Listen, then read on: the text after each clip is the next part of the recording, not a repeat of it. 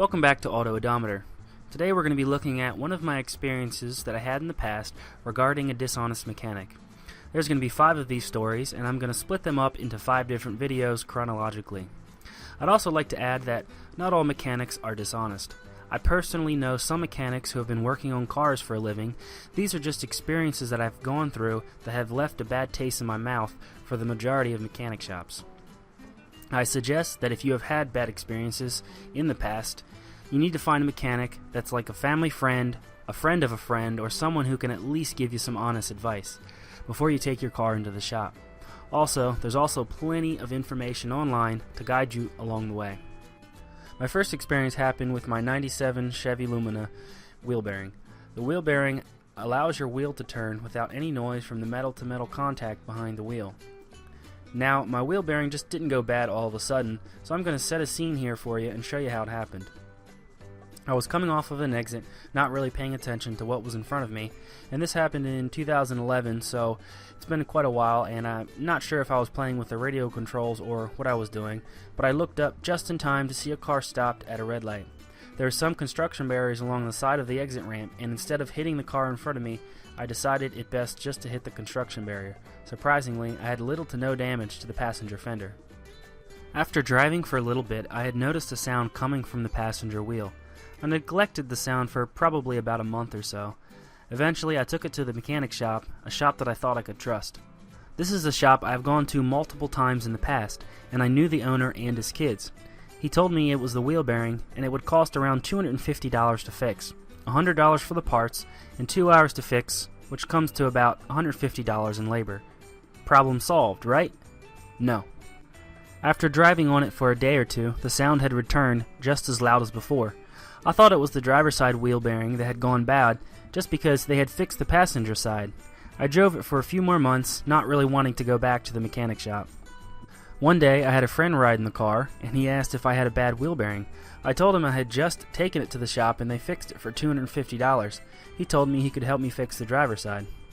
So we drove it up to his house, and he had most of the tools necessary to fix the wheel bearing assembly.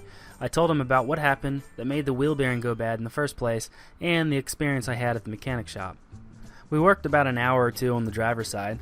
We had to eventually call a local auto body store and get an axle socket in order to pull the axle nut off to get to the wheel bearing. Eventually, we got the job done. We drove it, and the same sound was still there. It was really hard to tell which side it was coming from, so we thought maybe it was the transmission or the CV axle joints. However, after driving it for a little bit and eliminating those 2 possibilities, we figured we'd hit the passenger side wheel bearing up and see if the shop had actually made a mistake.